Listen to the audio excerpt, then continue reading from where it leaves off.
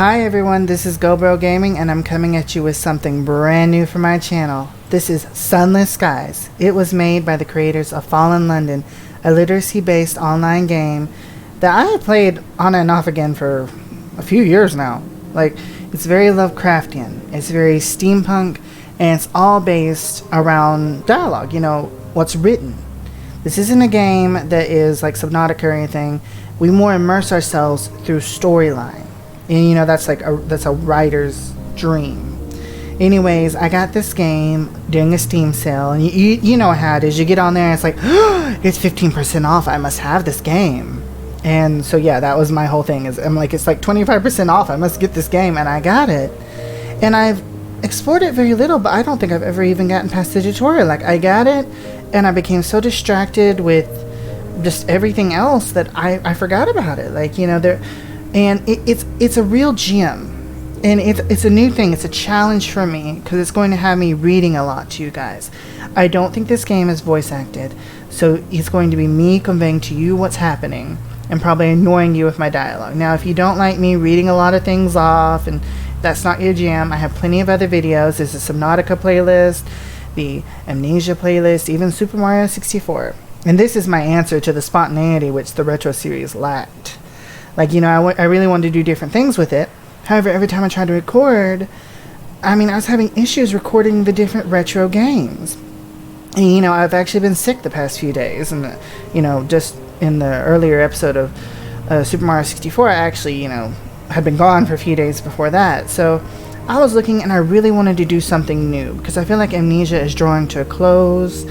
We're getting deep into Subnautica, and I'll always be thankful that it's the one I started my channel on.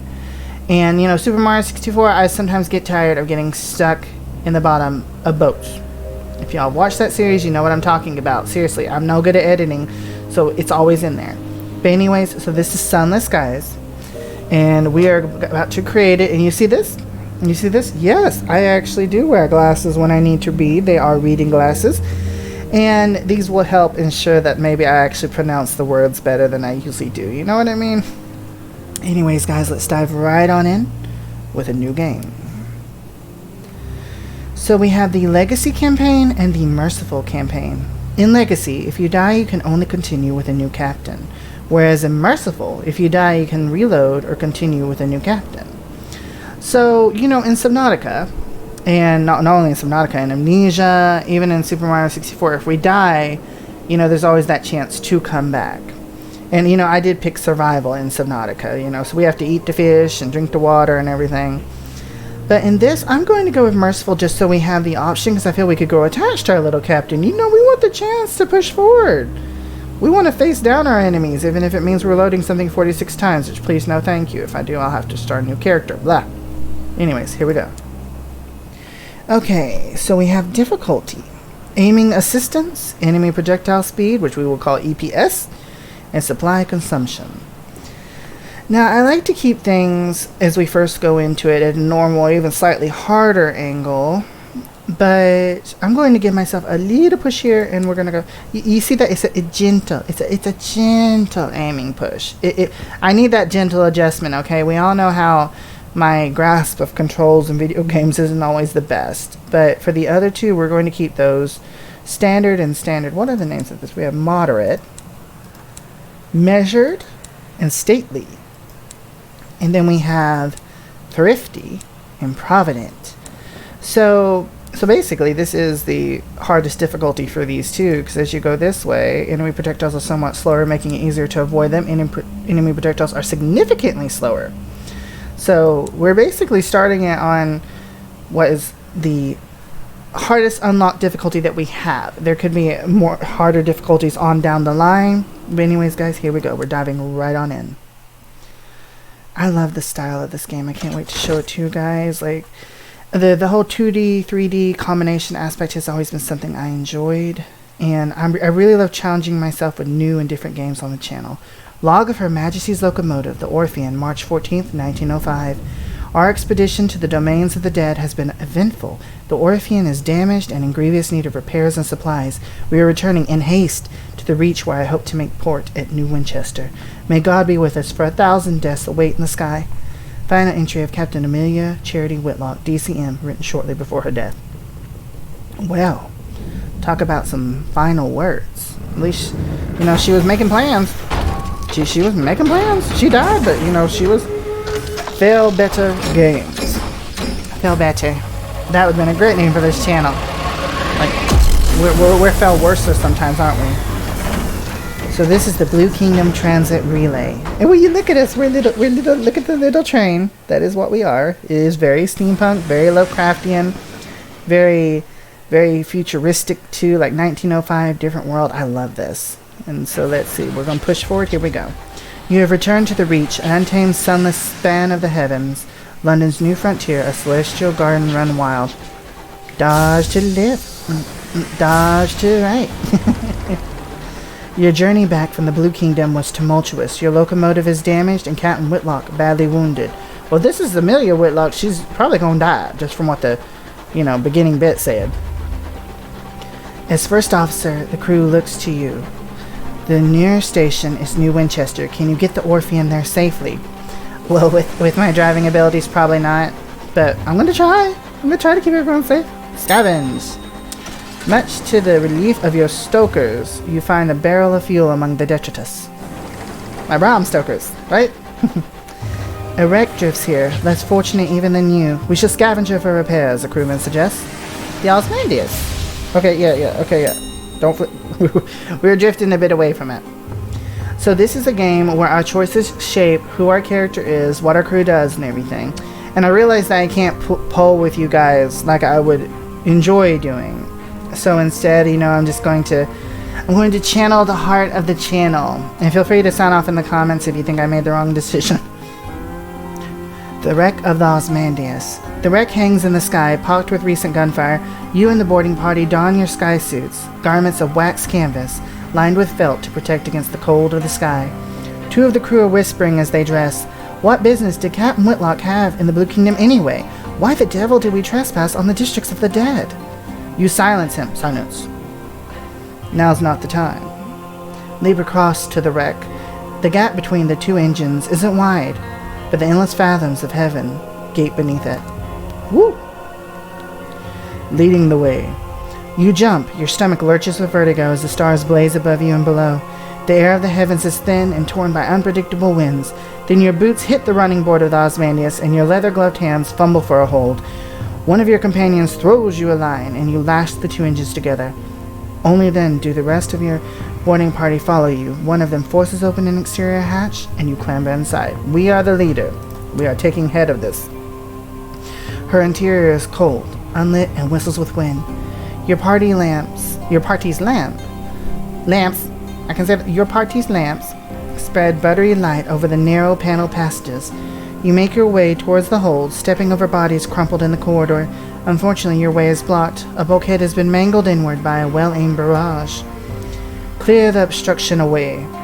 You locate a length of pipe to use as a pry bar and set to work. This will test your iron skill. The iron is the skill of confronting and overcoming. Lead your party on a more precarious path. Go back out onto the Osmandius' hull. Climb past the blockage and enter through a window on the far side, and do so carefully. Veils is the skill of deceiving and evading.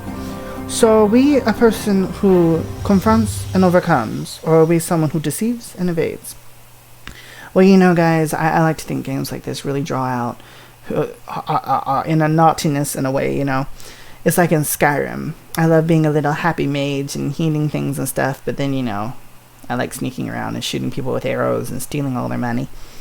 But I'm going to channel the heart of the channel. I'm going to channel the channel. And we are going with confronting and overcoming. Because, that's what we are. We are going to be the good person. Success! Yes, we chose right. So see? It pays to be good. It pays. A little bit. Or if we got more money if we deceive, though. A memory. As you strain against the stubborn steel, you remember an event from a year ago.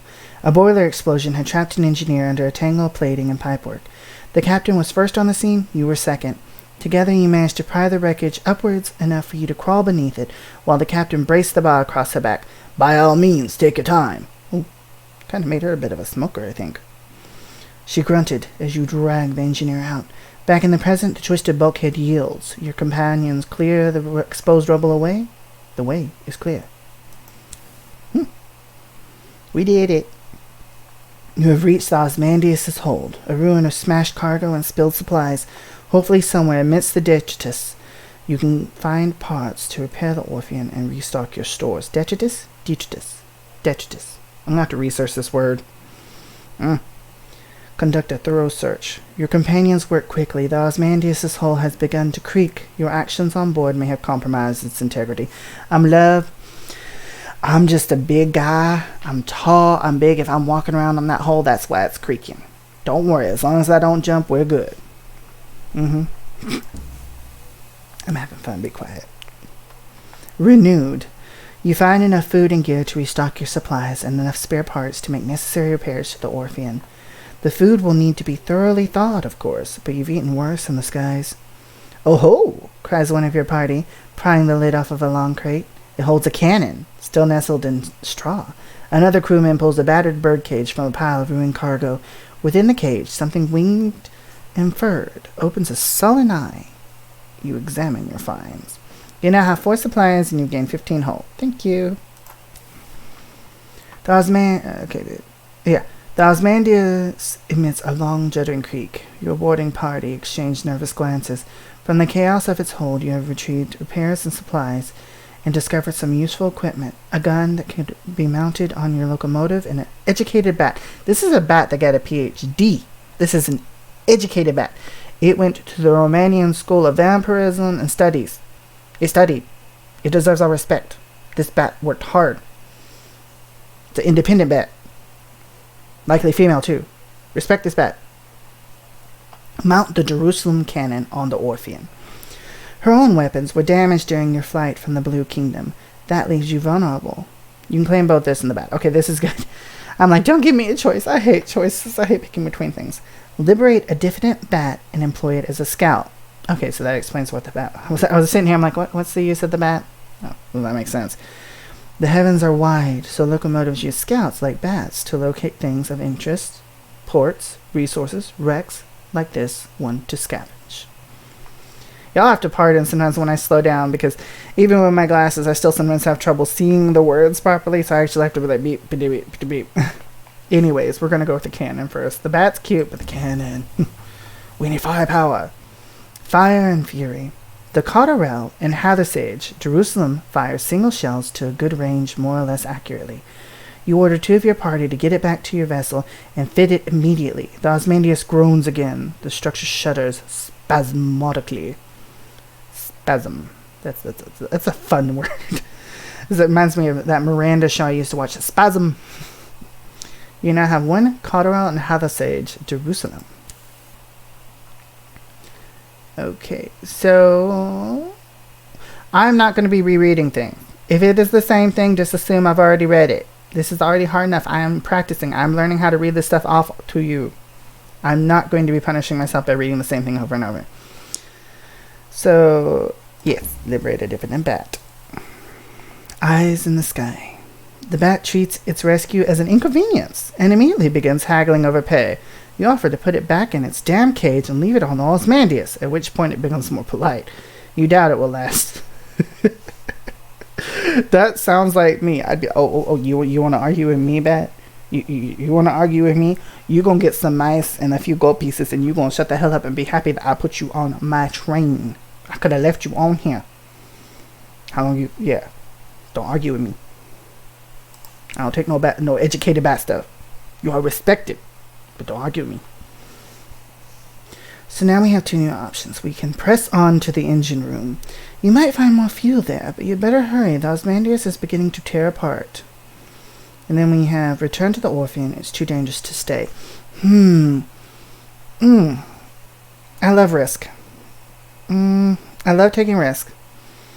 But we're going to return to the Orpheon. We're going to be careful. You know, we're still in the beginning. I don't want to push it. We're doing rather well. Away. You lead your boarding party back to your vessel, unshackling her from the buckling Ozymandias. You stroke your engines and steam away. You stoke, not stroke. That's a good engine. Let's go. No, you stoke your engines and steam away. Restocked, repaired, and rearmed. The crew gives a ragged cheer. Your terror has fallen. Okay, that's wonderful. That sounds like great. Okay, let's turn around. Turn around.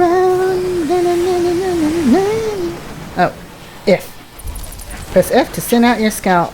Cost supplies. Okay, so I have to be careful with that. Okay. Okay, so this is our little map. You know, for a group that explored the skies, I'm assuming a little bit before this game started, we have nothing on our map. Our map maker deserves to be fired. Seriously. I get why these games do that. Seriously, the map makers should always be fired at the beginning of every game. So in our little legend, we have our current location, our station, platform, wonder, horror. Horror is like a hand. Something ghastly, which is a tentacle. Something grave, which is a literal grave. Something that glisters, which is a gem or a diamond. Something to crave. You know, I see lips, and, you know, my fat butt literally thought, ooh, hamburgers. That's what I thought, I see hamburgers. And a transit relay. So we have a transit relay, and we have whatever station this is. So that's something.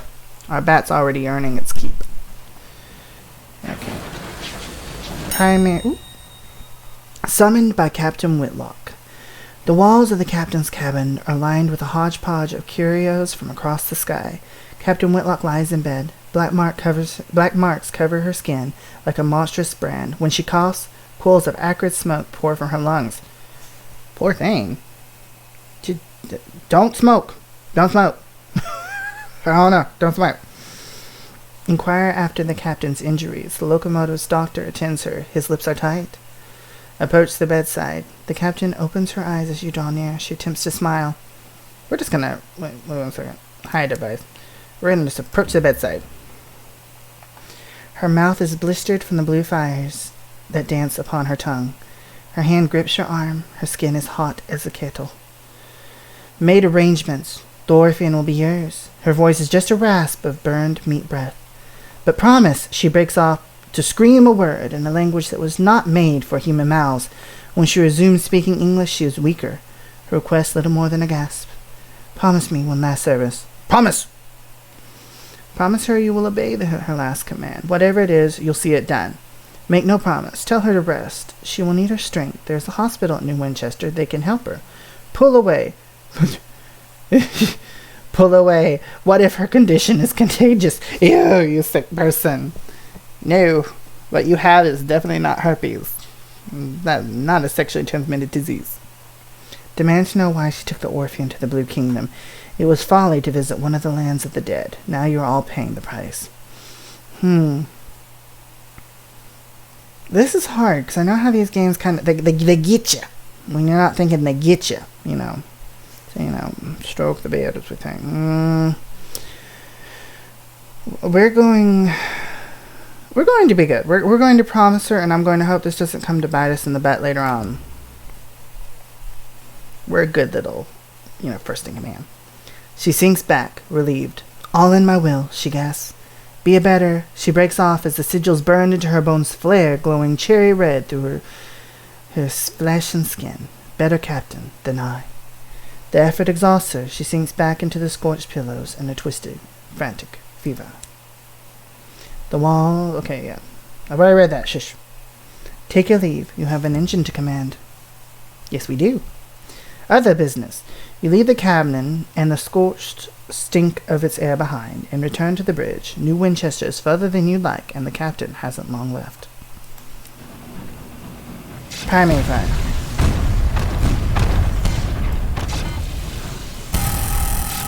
Oh!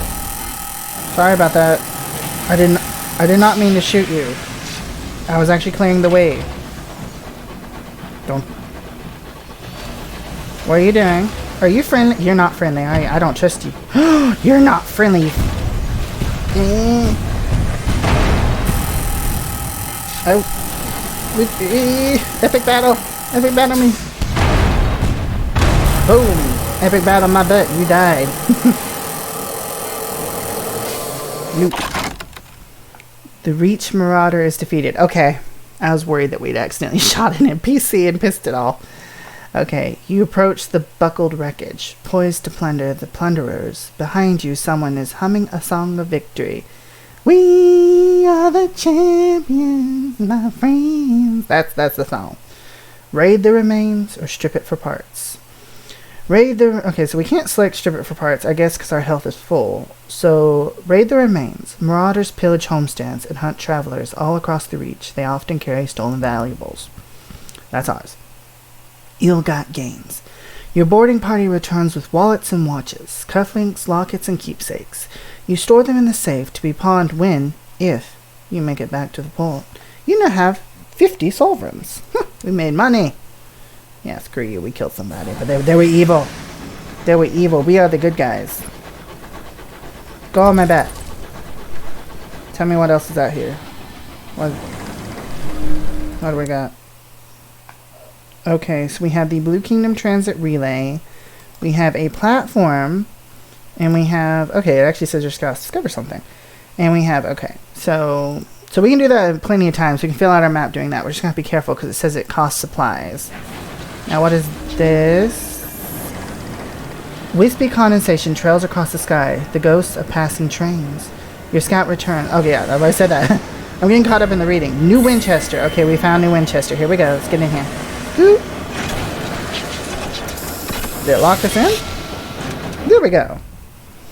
Arrival at New Winchester. You coast into the bustle, the din, the soot, and the steam of Wolsey Station. It is clogged with other engines, scrappy mining locomotives from Lustrum Way, weathered explorers gleaming with frost, sleek company vessels with bright brass fittings. No sooner have you pulled into the sidings than a brusque station master bustles over to you. He requests to come aboard. I must speak with your captain. I don't know why. That's about as deep as my voice goes. So deal with it. I have a high voice. I screamed when I was a kid. Be quiet. He insists, brandishing a ledger. The usual formalities. I don't know why I'm trying to voice act. Look to the Orphean's doctor. He has just appeared at your shoulder. His face is solemn. His hat is in his hands. He lowers his eyes. Uh-oh. The passing. The crew exchange bleak, wordless looks. The Orphean itself feels suddenly more empty. The station master looks confused. You inform him that, unfortunately, Captain Whitlock has just passed. Ah, he says neutrally. Well, I'm sorry to hear that. Very sad. Very sad. He waits for what he considers an appropriate minute and a half before continuing.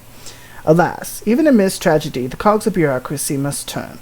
If Captain Whitlock is deceased, the station authority require their answers from the first officer.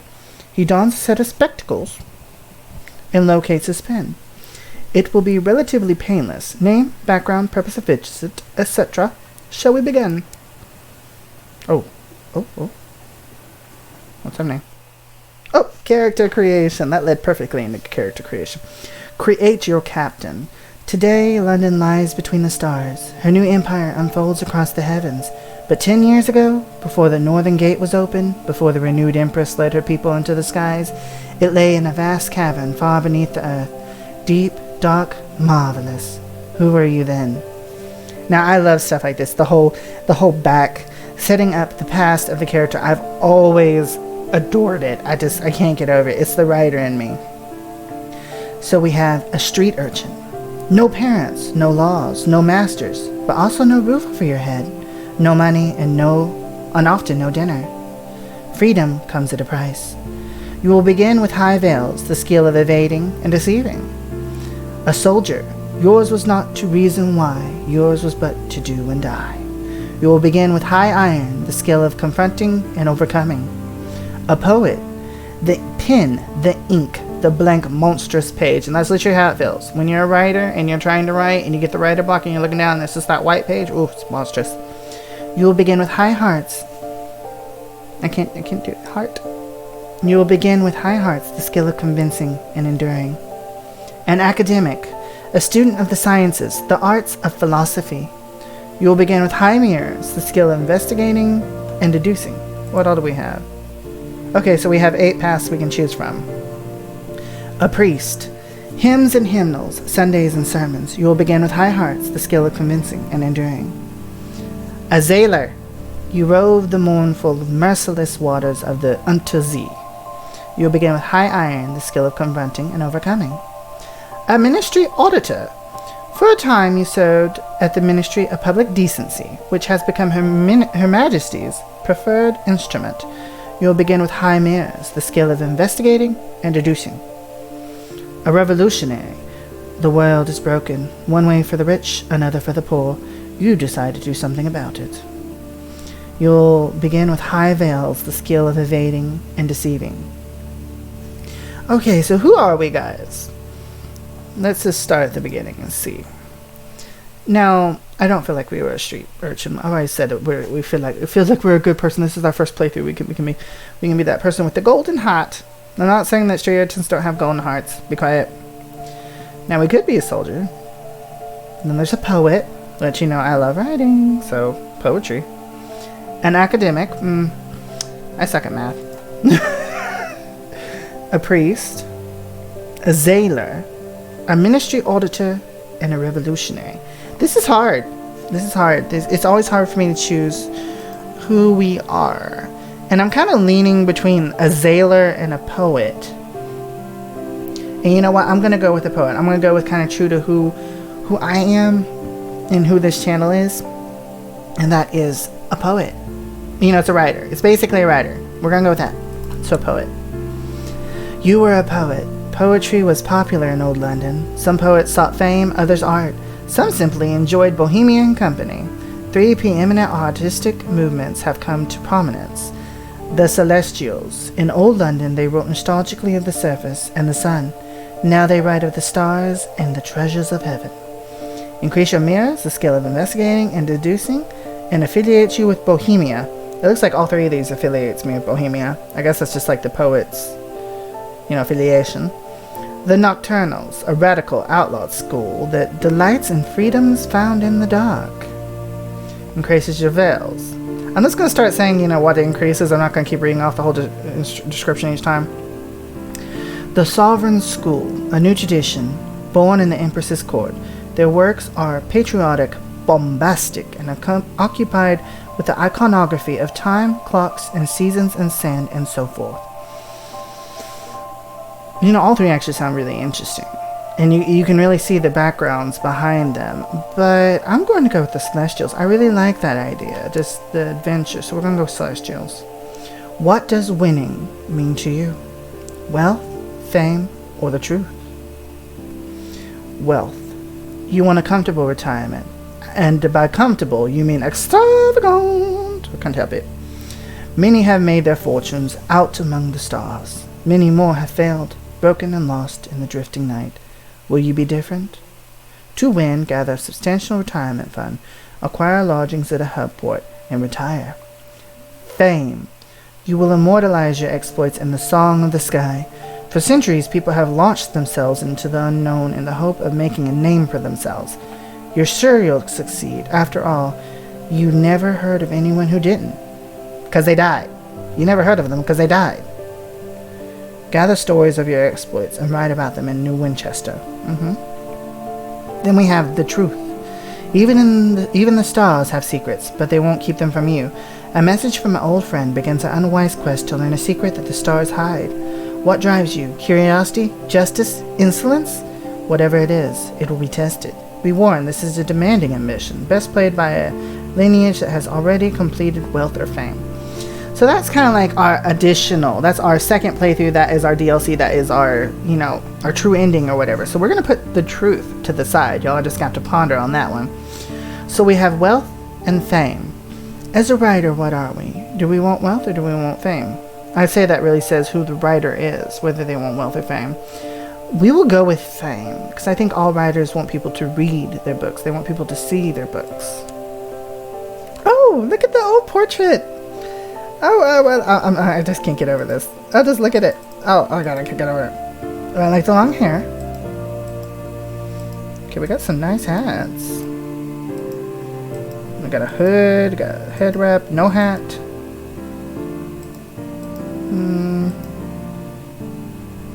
I like the little rider head. Oh, look at the brow. Oh, I guess you put on glasses. We're gonna go with... I'm going with a dapper monocle. Yeah, a little tiny... we're gonna go with a little pointed nose. Oh, Poof. They got nice little chins. We'll go with the beard. We have a beard. We'll go with the beard. Oh, they even have outfits. Oh, I can't get over this game. It's so cool. Let's see. What do we have? I like the collar of that. It has the feeling of fancy. Term of address. You will determine what people call you captain. But your captain's what people call your captain, but your captain's gender is up to you. Brother, sister, reverend, madam, sir, citizen, captain, my lord, my lady, specialist, doctor, professor, officer, archivist, principal, administrator, secretary, intendant, nurse, comrade. My God, we can be a little bit of everything, can't we? Oh, let's see. What speaks to me? Who are we? Yes, I'm gonna be a lord. My lord. I know. Goldwyn. GoldBroGaming. Goldwyn. It has gold in it. Actually, you know what? I'm going to be more creative than that. We've seen. Let's go with Ortega. AU is the chemical for gold. So Ortega. We're a gold tiger. Ortega. I don't know. We're gonna go with that. I like that. It's fun. My Lord Ortega. So we were a poet. We were a poet for the Celestials. And we are looking to get fame. And we're a dapper old chap with a lovely little hat and long hair and a beard and a monocle. We just look awesome. Our enemy's gonna be intimidated. And we have the starting stats down here. And we have our little fist, heart. So basically these are the 4 domineering stats. So we have high hearts. And everything else is kind of low. We have 17 in what I think this is mirrors. This is veils. And this is iron. So we're going to be careful. We have definitely some interesting points. Hopefully we can change that as we go. Let's start the game. Lord, we thought we started the game. Now we're starting the game. The reading of the will. Okay, I'll read that later. The reading of the will. 3 weeks have passed. This morning, Captain Whitlock received a simple memorial service. Her body was consigned to a necropolis train bound for the serene mausoleum. Now you sit with a handful of her relatives in the threadbare offices of her solicitors. A methodical notary is reading the will. The captain was wealthy once, but squandered her capital on mysterious expenses before her expedition to the Blue Kingdom. Well, you could have saved some of the money if you were going to die. Oh, that sounded horrible. Be quiet. Listen to the end. The captain's relatives, from whom she was mostly estranged, are clearly wondering why you are here. And I am in turn wondering why some of them are here. None of you were on the train helping out. Where the hell were all of you? Was she even close to you? Do you even know that her name was Amelia, or did you call her Amy because you couldn't remember what her name was, and you just remembered so you called her Amy as an affectionate short name because you couldn't remember her name was actually Amelia. We've all had family like that. Am I right? True to her word. In final codical? I don't know. Another word I gotta research. The notary announces. Okay, I'm gonna try this again. In a final codical, the notary announces. Captain Whitlock confirmed that possession of the orphan was to pass to its first officer. He peers at you with dry, grey eyes. This includes a certain black box contained in the Orphean's hold. Captain Whitlock's final request was that, at the time of your choosing, you transport said box to an address in London. He hands you an address card, and deposit it there. You are not to look inside. She gave no explanation. And that's it. You're captain now. The Orphean is yours. We got Captain Whitlock's legacy. You can investigate the black box at New Winchester. You could take the box to London as requested, or you could sell it and be done. That'd be horrible. We're trying to be good people. Stop tempting me with bad decisions. You have been bequeathed a large black box, which once belonged to Captain Whitlock. You gained 100 sovereigns. Well, at least you gave me some money. Am I right? So we're at Wolvesey Station, the clamoring central station of New Winchester, a place of steam and smut and thundering iron. Here you can find people willing to pay for a skilled captain's service. Oh, by the way, I realized that the camera is actually in a different corner this time around. I really wanted to feature the Sunless Skies logo and everything, really, get it out there. But I realize that it's actually probably blocking our little line for sure. So I'm definitely going to put us on the other side next playthrough. So you can look forward to that. So we can explore the city, recruit the incautious driver, an opportunity, the fastidious inspector, investigate the black box, follow your ambition, the song of the sky, repair your locomotive, and hire on crew. I like the opportunity. It says, excuse me. So we're going to check this out. Excuse me, Captain. A woman pushes through the crowd towards you. She is short and square-shouldered, and in a neat black suit and polished shoes. She shows you the case of her pocket watch. It is embossed with the crown and hourglass of London's Horological Office, the body responsible for ensuring time is consistent across the empire. I'm hoping to book passage to Port Prosper, she says, slipping the watch away. I can, of course, pay. Well, honey. Yes. Pay. Offer her passage. Pay sounds promising. Decline. You're unavailable at the moment. Oh, really? Are we what excuse do we have to be unavailable? We're at the beginning of the damn game. Don't be rude. Pay sounds promising. A new passenger. Thank you. The locomotive I was on broke down following a boiler rupture. The chief engineer's fault, I suspect. A gentleman fonder of brandy than of diligence. Here, an initial sum to seal our bargain. Prosper lies on the east of New Winchester. Not that there is such a thing as north, south, east, or indeed west out here. Instead, London cartographers picked four of the brighter, more reliable stars visible from the Empress's new palace and named them north, east, south, and west. Londoners value familiarity. The fastidious inspector. You're transporting a fastidious inspector to Fort Prosper. You've gained 50 sovereigns. The fastidious inspector has joined your engine. Okay. So there's our little opportunity done. Now we can explore the city. I want to explore the city. I know you understand that black box. We'll get to it. The smoggy, clanking, singing, stamping, thronging, frantic heart of the Reach. An ever-expanding port of soot-smudged glass and bright steel spilling across a drifting, mist-wrapped archipelago. Its factories thunder. Its engines shreds... Again. Its engine sheds, rings with hammers and hiss with steam. Locomotives chug into sidings for repair or flare across the sky and away into the high wilderness. An opportunity. Learn about trading. Visit the Promise of Days or inquire about the Winchester War. There's so much to learn about this game. I'm going to have so much fun just exploring it with you guys. Let's see. We're going to learn about trading. Successful skyfarers fund their expeditions by dabbling in trade. Inquire whether there are good trading opportunities available. I can't help it. My accent sneaked out for a second. Worse than usual. On the Petal Trail. A porter at the station advises you to visit the nearby pub, the Promise of Days, and talk to the seasoned captains there. They keep their ears to the ground. They'll know about an opportunity or two. Visiting the Promise of Days is one of the options when exploring the city. A trading opportunity. Okay. So, visit the Promise of Days then. A club where seasoned captains gather to trade stories and share advice with younger skyfarers. Old pistons gleam on the walls. The shelves are crowded with mementos from across the sky. The clientele raise their voices to be heard above the comforting clamor of the adjacent engine yards. You may find helpful advice here. Introduce yourself to the seasoned captains. They are always happy to offer words of advice, sometimes many words. Go elsewhere. You have no further business here. Ask them how to make your fortune through trade. Between them, they carried everything. Okay, so I can't click that one anyway. So we're going to introduce ourselves. We're going to be dapper and proper. Instructions.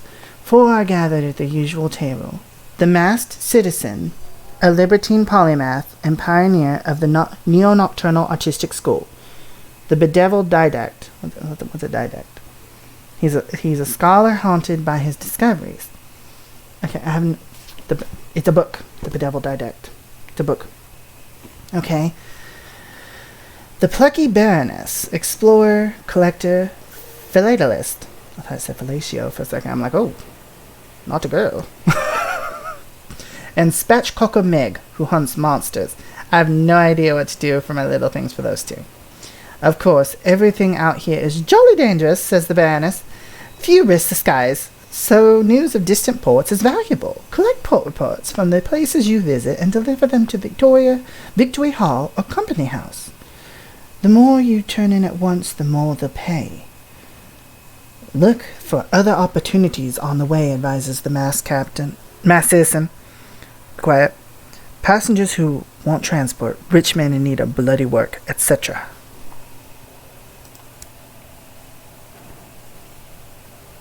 Ask them how to make your fortune through trade. Okay, now this is unlocked. Between them, they've carried Navatine gemstones of Eleutheria souls.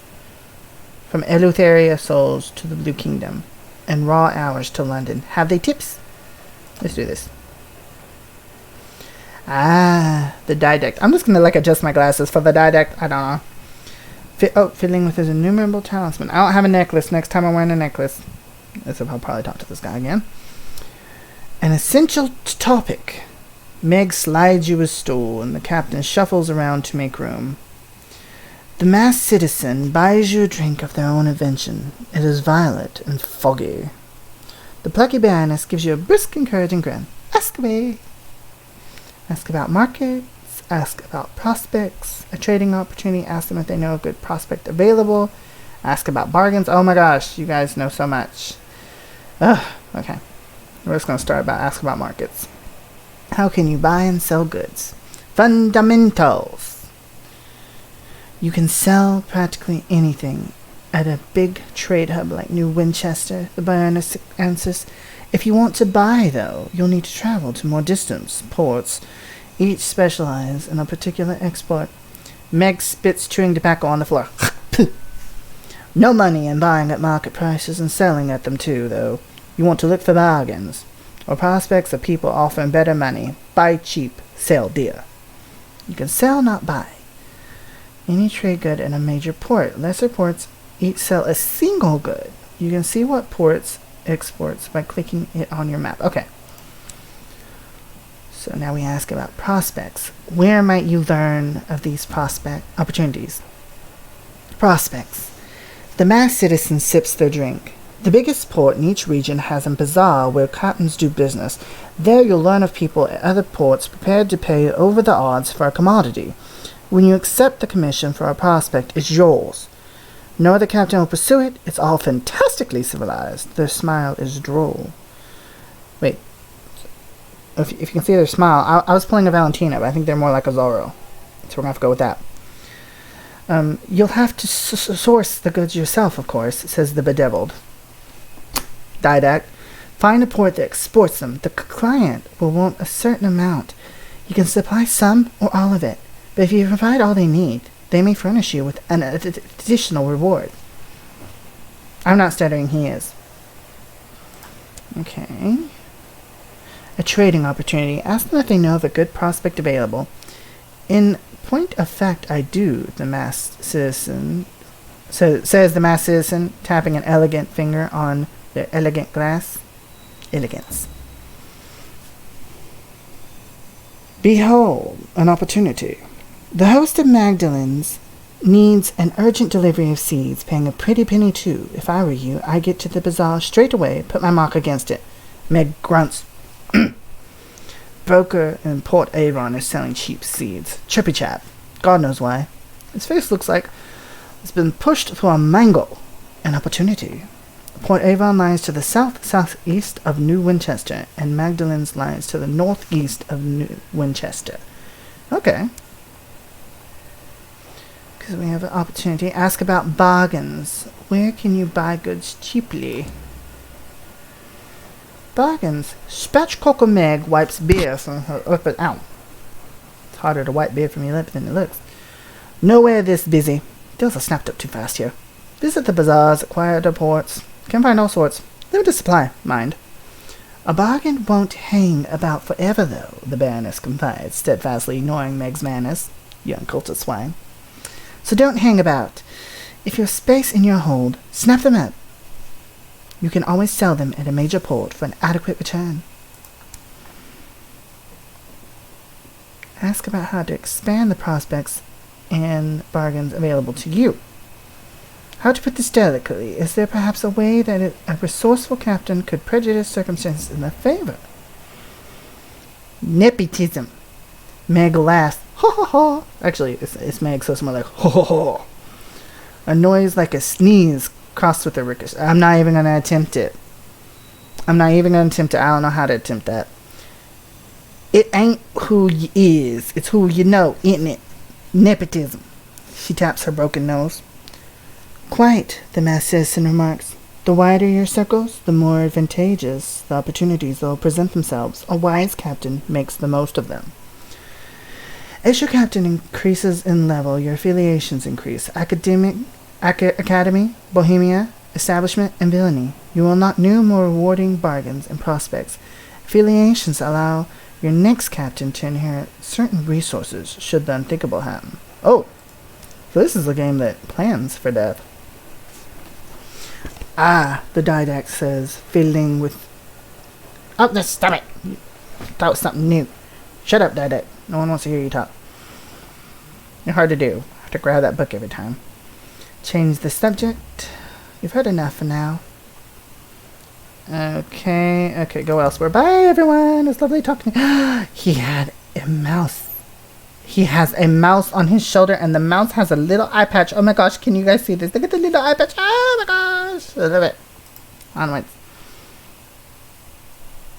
Was that actually supposed to be... That was the mask. Was that the masked one? Zorro, whatever. Okay, so we've explored the city. Let's see a little more of this. We can inquire about the Winchester War. How goes the war?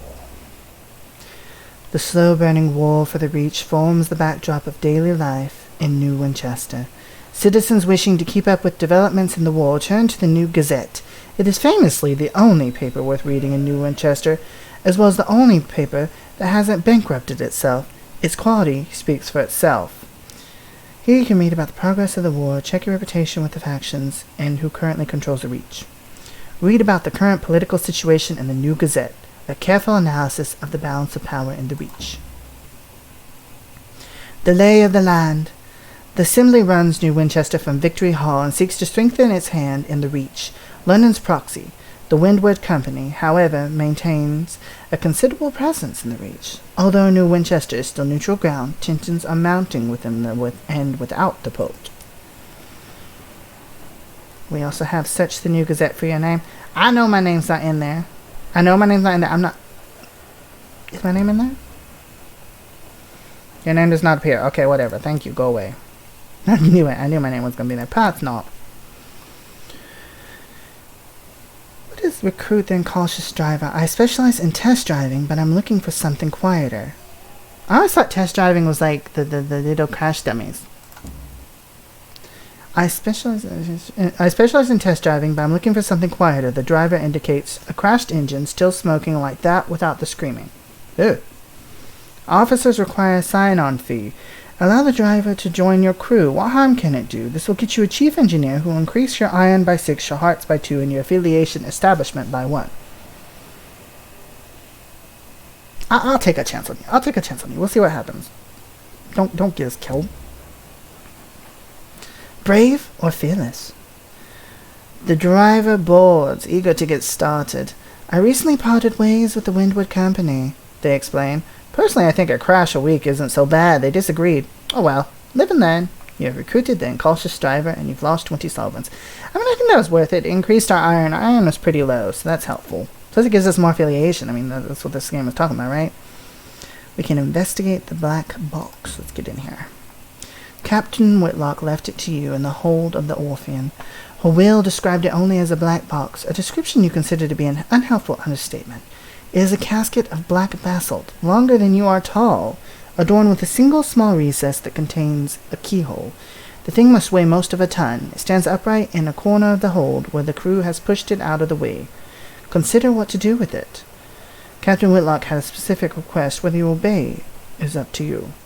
Try to remember when Captain Whitlock acquired the box. It was the subject of speculation among the crew. Examine the box. It has the dimensions of a sarcophagus plundered from the tomb of some forgotten prince of Egypt. We're not selling the box. I'm not even going to read it. I'm not going to tempt myself. It's tempting. You can consult with an academic. Find someone who could open it from among your villainous associates. Pick the lock yourself and detonate the lock. You see, this is where having a different past would help. We could do different things. We don't. Our bohemian background will not aid us in this endeavor. So, let's examine the box. Closed fast. There are no carvings or inscriptions on it. The join where the lid meets the body is too thin to admit even a knife blade. There are no holes by which light or air might find their way in. It is impossible to see inside without opening it. Even the keyhole has been engineered in such a way as to prevent peeking. The recess with the keyhole, though, as far as you can determine, that is a more recent addition to the box. The stone... Oh. Sorry, guys. The stone has been drilled and chiseled away to create space for a modern metal lock. Okay. Try to remember when Captain Whitlock acquired the box. It was subject to special speculation among the crew. Preparations. Captain Whitlock had it brought on board just before your ill-fated expedition to the Blue Kingdom. It was empty then. You know, because you saw the lid and the box carried on board separately and assembled in the hold. It's now not empty. It is sealed and even heavier than before. But you left for the Blue Kingdom shortly after the box was delivered, and made no stops on the way. So whatever is inside the box now, Captain Whitlock found in the Blue Kingdom. Ooh. Consider what to do with it. What's this do? Decisions.